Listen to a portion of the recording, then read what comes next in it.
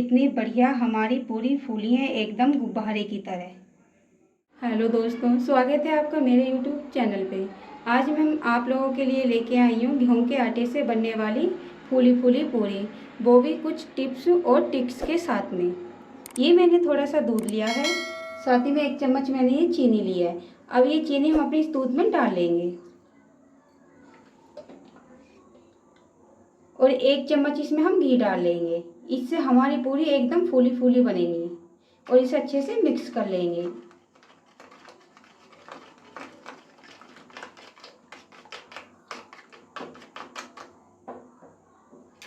ये मैंने 1 किलो गेहूं का आटा लिया है। अब इसको हम इसमें डाल के डो बना लेंगे। इसे पहले अच्छे से मिला लेंगे। पानी हमें अभी ऐड इसमें नहीं करना है।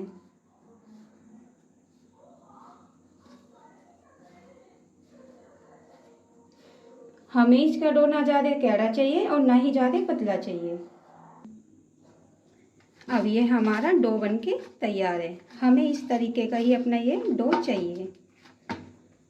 अब ऊपर से हम इस पे लगा देंगे घी।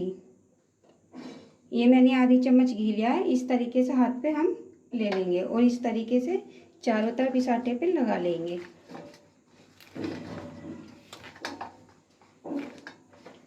अब इसे हम 10 मिनट के लिए रेस्ट पे धर देंगे।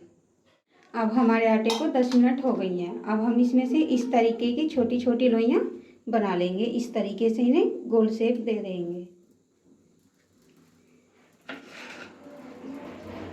सारी लोइयां बना के हम तैयार कर लेंगे। अब हमारी सारी लोइयां बनके तैयार है। हम चकले पे घी लगा लेंगे इस तरीके से और ये बेलन पे भी, और एक एक लोइयां हल्के हाथ से हम बेलेंगे किनारों की तरफ से इस तरीके से।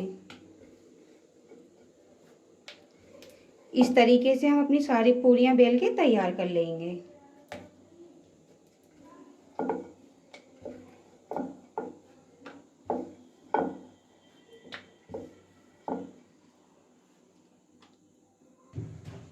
ये मैंने एक बड़ी कढ़ाई ली है, इसमें मैंने तेल ले लिया है और तेल भी हमारा अच्छे से गर्म हो गया है। अब इसमें एक एक करके हम अपनी पूरियां छोड़ लेंगे इस तरीके से, और इस तरीके से हल्के हाथ से नीचे को दबा देंगे ताकि ये फूल के ऊपर की तरफ आ जाए। अब इस साइड से हम बदल देंगे। एक साइड से ये सिक गई है।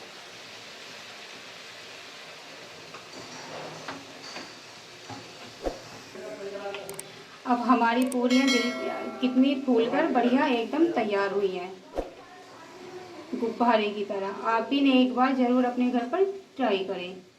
अब हम इन्हें निकाल लेंगे।